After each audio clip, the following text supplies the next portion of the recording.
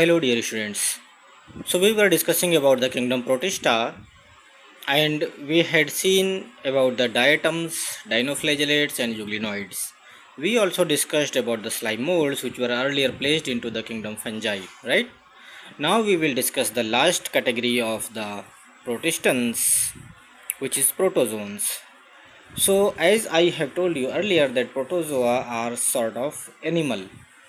Earlier, they were included in the kingdom Animalia, and the protozoans are actually motile. That means they can move around and they cannot synthesize their own food. They don't have any photosynthetic pigments, and the mode of nutrition is actually heterotrophic. Okay, so this is the characteristic feature which differentiates these group of the organisms from other protistans, because we have seen that chrysophytes and dinoflagellates are essentially photosynthetic, while euglenoids are uh, facultative photosynthetic. That means they remain photosynthesis and they remain photosynthetic organisms, and they may turn into heterotrophic mode of nutrition also, depending upon the need. For slime molds, we had seen the uh, saprophytic mode of nutrition, which is also a kind of heterotrophic mode of nutrition, but they were not motile organisms. Once the plasmodium is formed, it spreads around like a sheet, like a mat on the surface, and it grows on, and extra nuclei keep on adding. Okay, और इस तरह से आपका एक Plasmodium का structure बन जाता है इन द फेवरेबल कंडीशंस. जो अनफेवरेबल कंडीशंस होगा, then it will produce the spores. लेकिन प्रोटोजोन्स में क्या होता है, these unicellular organisms will be motile. That means they can move around and their body usually is flexible. That means they will not contain any cell wall. Okay, so they have certain locomotory organelles or certain features in their body, in their cells, which enables them to move around. So this is the primary characteristic, and because earlier they were included in the kingdom Animalia, we can also say that they are primitively related to the animals. Okay, so these protozoans are further divided into four major categories, and this is mainly based on their locomotory ability or their morphology as well. Okay, so the first category is amoeboid, second category is flagellated. So amoeboid protists or amoeboid protistans, we can say. That means amoeba like protists. And then flagellated means those protists which have the flagella. So here these protozoans having the flagella will be considered under the flagellated protozoans. So you have amoeboid protozoans, then flagellated protozoans, then we have ciliated protozoans. So cilia and flagella, they both are the locomotory organelles. That means they help the cell to move around or to move certain material. So they help in the movement of the cell or some substances. We humans also have some ciliated cells in our body, like in our trachea, which is the lung pipe. Okay, so all those details about the human system we will study in the last unit of your syllabus in this year. However, we will see these very primitively related organisms, which are very primitively related to animals, and they contain cilia as a separate group under the protozoans. Then the last group is sporozoans, which form the spore like structure. So now we will consider these groups of the protozoa one by one. So first let us see the amoeboid. So actually, I think most of you would have seen the structure of amoeba. Its shape is very irregular, it does not have any definite shape, and it can alter its shape. And it is a unicellular organism, and as well as eukaryotic also, and it has a heterotrophic mode of nutrition. Okay, so it is mainly found in the aquatic environments, in the aquatic habitats. That means it can live in the fresh water, or it can live in the marine environment, that means in the sea or oceans. It also can live in the most moist soil. Okay, and amoeba is a very characteristically famous for the movement. It is called as amoeboid movement. And how does amoeboid movement happens? It makes the pseudopodia. So pseudo means false, podia means legs or feet. So pseudopodia means false feet. So here if you see this structure which I have drawn over here, this is an irregular shaped amoeba. You can see this is one structure, this is another lobe or twisting in its cell. And now if it wants to move in this direction, what will happen? I have shown you here the next picture. You see this portion becomes more flattened and this portion comes ahead.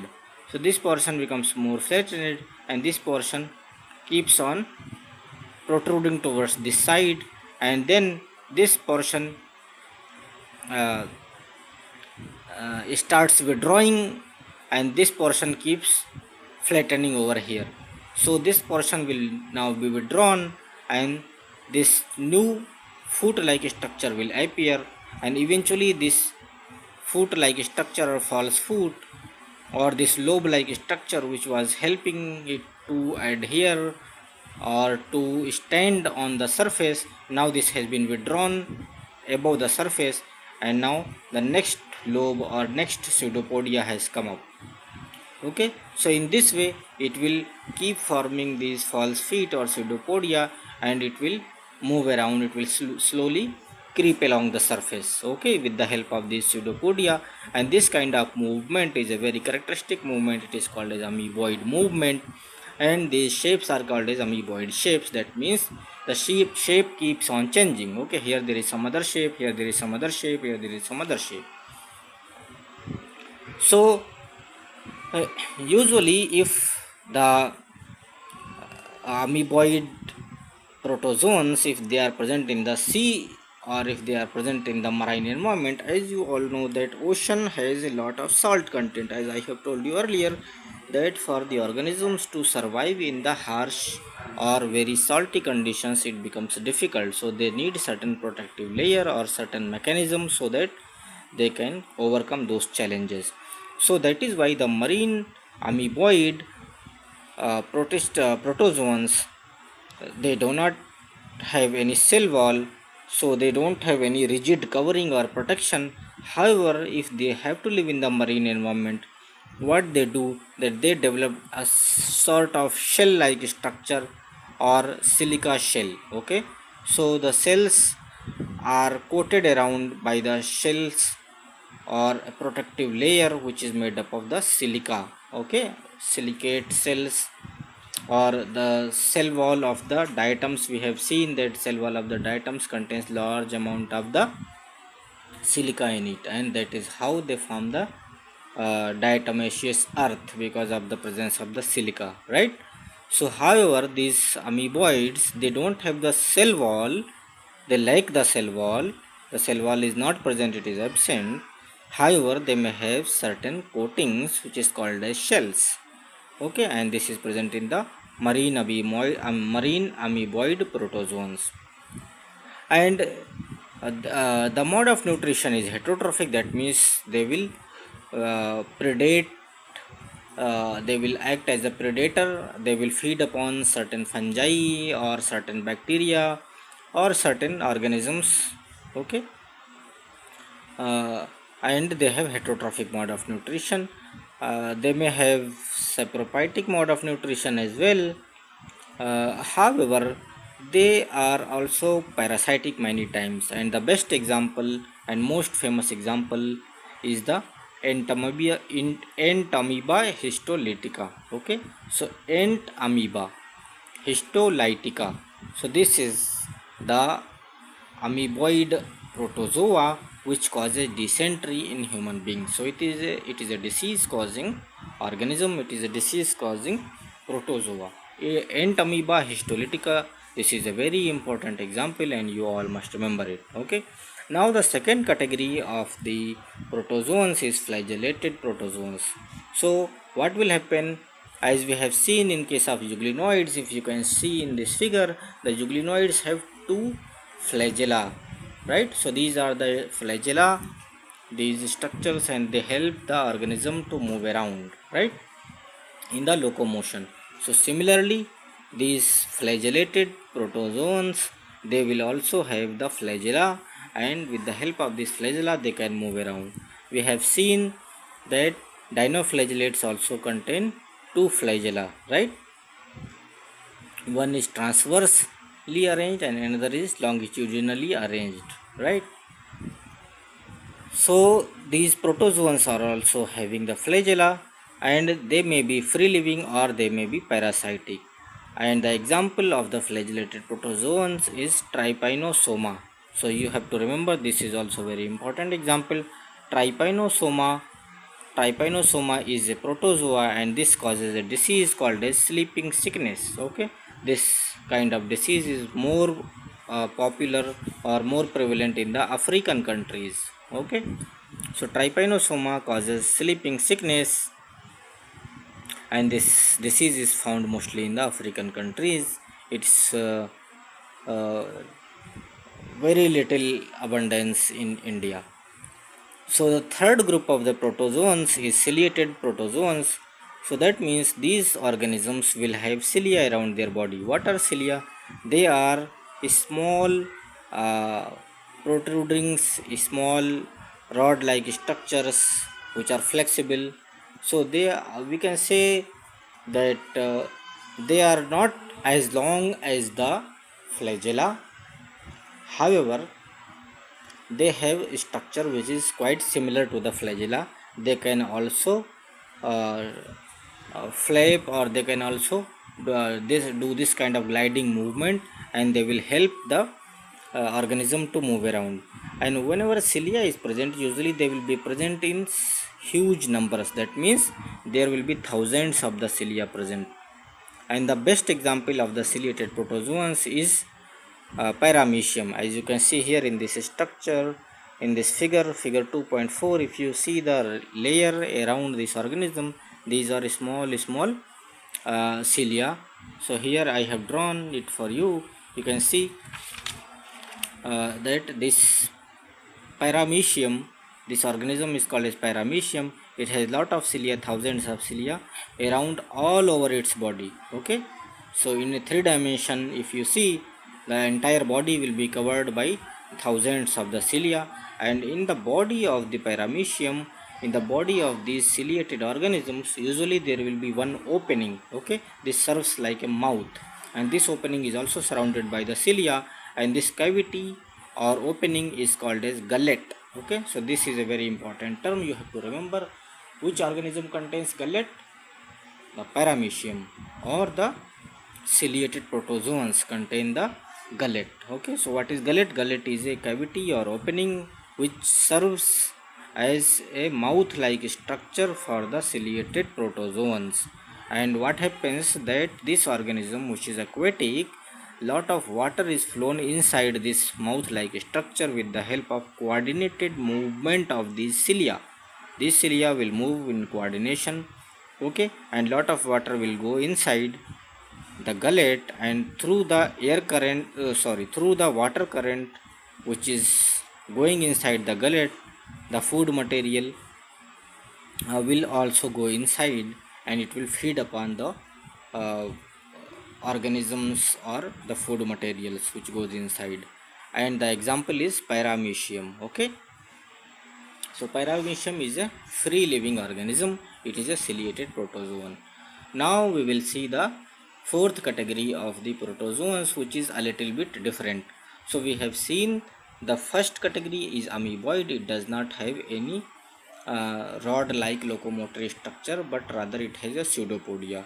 The next two categories, flagellated and ciliated protozoans, they have these unique organelles called as flagella or cilia. Okay, so these are not false structures, rather they are true organelles, and they help the cells to move. However, these sporozoans, these are not a uniform kind of the group.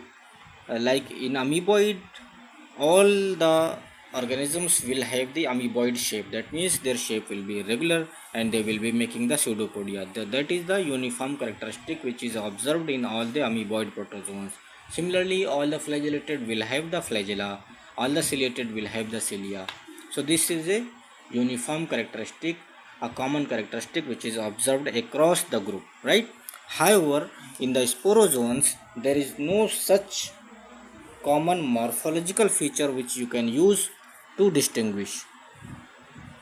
Okay, rather there is one common feature, that is formation of the spores. Okay, so these sporozoans contain diverse organisms based on morphology. However, they have one unique and common characteristic in all the sporozoan protistans. That means they form spore at some stage of their life cycle. Okay, the example is plasmodium. So this plasmodium, let me tell you, this plasmodium is different from the uh, plasmodium which we have seen in the slime molds.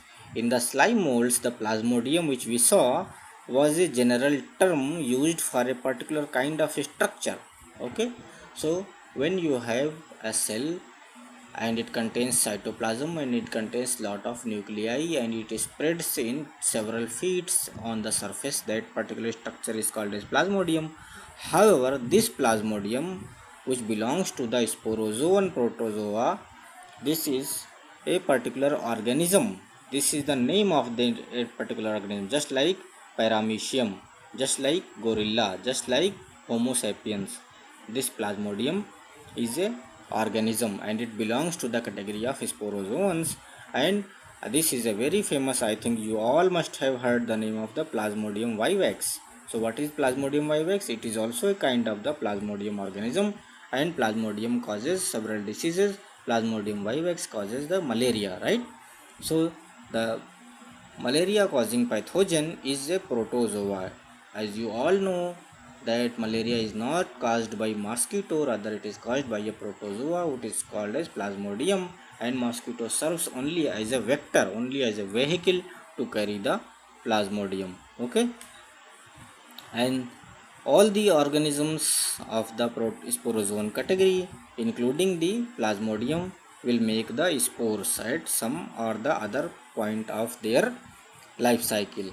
Okay, so now after having discussed this diverse group of the protozoans, which is a kind of a primitive group of the animals, and probably the animal kingdom evolved from these protozoan category only, because it is believed that the multicellular organization or kingdoms of the multicellular group, which are the kingdom fungi, kingdom plantae and kingdom animalia, these three kingdoms evolved from the kingdom protista. Okay, so the protozoan group of the protista gave rise to the kingdom animalia. So anyway, that is the information from evolutionary point of view. Now let us discuss a little bit introduction about kingdom fungi, which we will discuss in more detail in the next lectures. Okay, and we will see again several groups of the fungi like deuteromycetes, ascomycetes, phycomycetes, basidiomycetes. So these groups we will be discussing. However, let us first discuss about the general features of the kingdom fungi. We already have seen uh, some characteristics, like I told you earlier that fungi are having a heterotrophic mode of nutrition. They cannot do photosynthesis, but they have the cell wall, and that is why they were earlier included in the kingdom plantae. Now they have been separated and they have been allotted a separate independent status of a kingdom, and they are called as kingdom fungi. So they have cell wall which is made up of the chitin. Okay, so chitin is a material which is different from the cellulose, and this provides the shape to the cells or to the organisms of the kingdom fungi. From the point of view of habitat and morphology, the kingdom protista have great diversity. Habitat diversity means that these organisms can live uh, in a diverse kind of habitats. That means they can live in the water, they can live in the air, they can live on the soil, they can live on the plants, they can live on the animals. That means they have wide distribution. Okay, so habitat has great diversity, and they have also great diversity in the morphology. That means the body structure of these organisms which belong to the kingdom fungi also differs. Okay, some organisms will have some kind of body structure, others will have some other kind of body structure. They will have huge variation. Okay, however, there is one common element, that they will have the cell wall, okay, made up of the chitin. So there is one unique feature and one common feature in all the fungi, that they will have a thread-like structure. It is called as hypha, which I will be discussing very shortly. Okay. So, but before going into the details of the kingdom fungi, let us see some general things, some general information about the kingdom fungi. I think all of you have come across the fungi and you have seen one or the other fungus. Have you seen the rotting bread? If you take the bread and keep it uh, outside the fridge for some time, what will happen? That there is certain uh, bad smell starts coming out of that bread, and certain white kind of structure starts appearing. Okay, which then we say that okay, that it has the bread has started getting rotted. Okay, so that is called as bread mold, and that bread mold is the organism which belongs to the kingdom fungi, and it starts it actually it is responsible for rotting of the bread.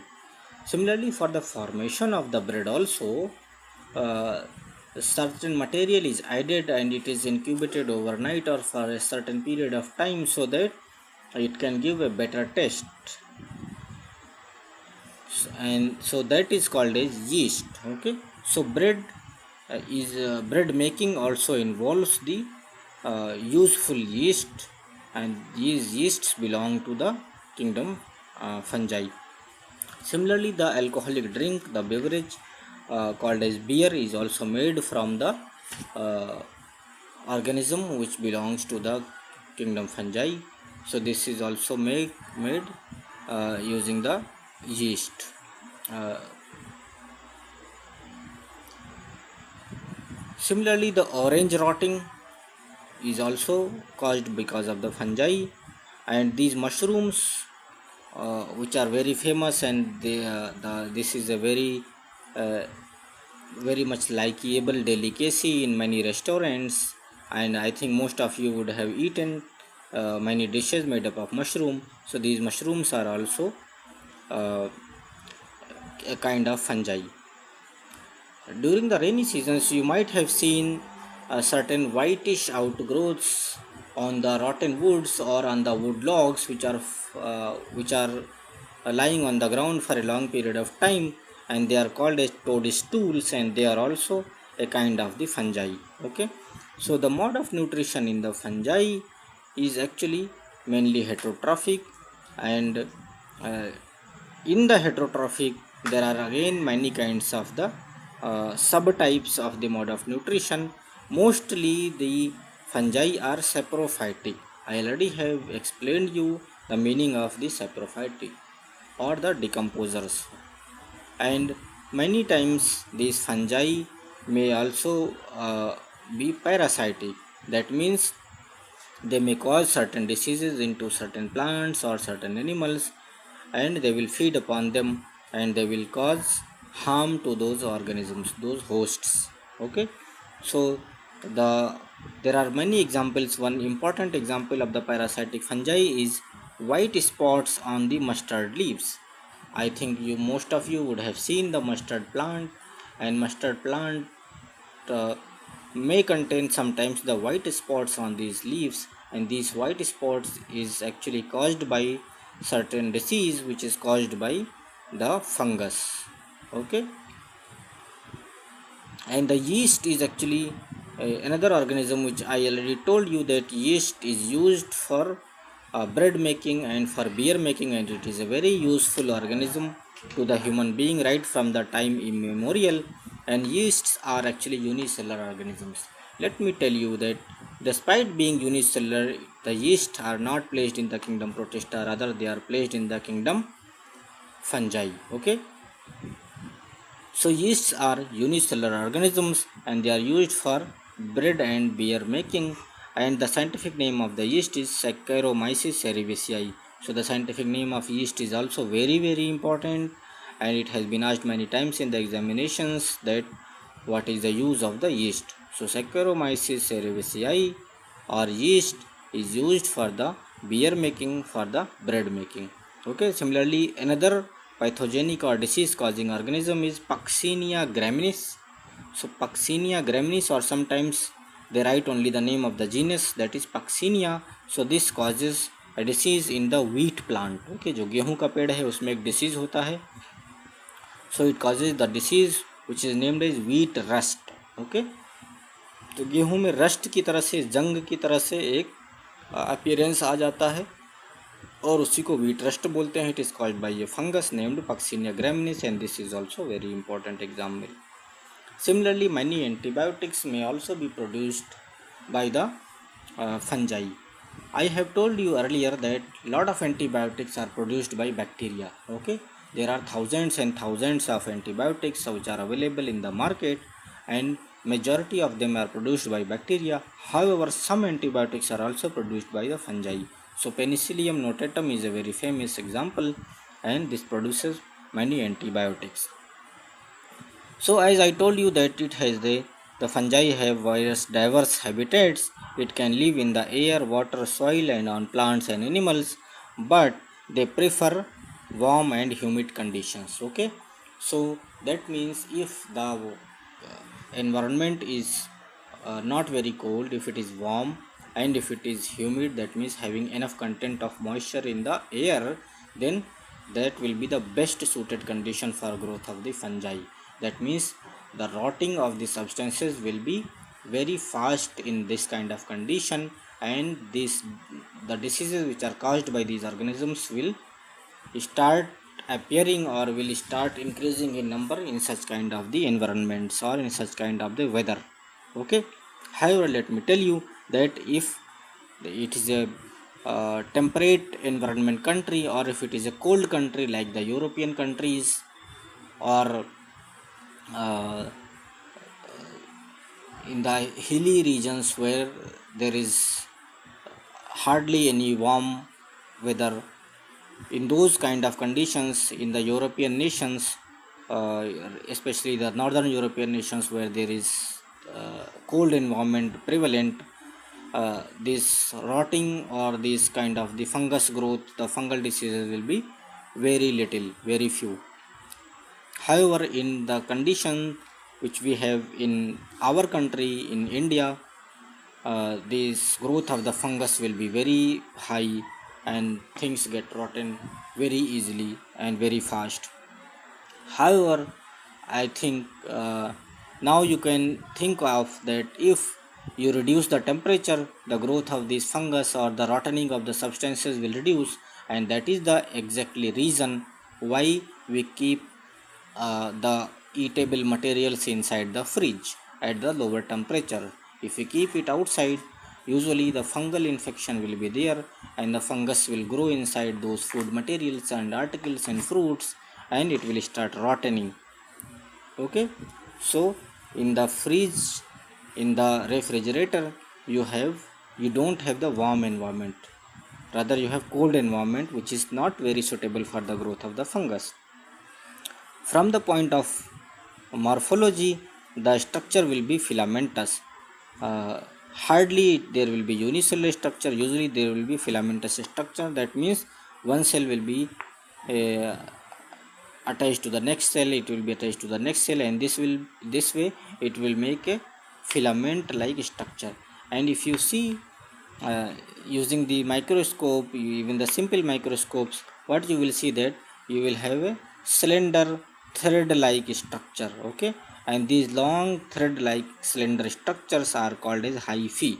Okay, so here I have drawn it for you. So here if you have one long cylinder thread like structure, this is called as hyphae. But if you have a network of this thread like structures, that means you have lot of these hyphae together making a network like structure, then this structure is called as mycelium.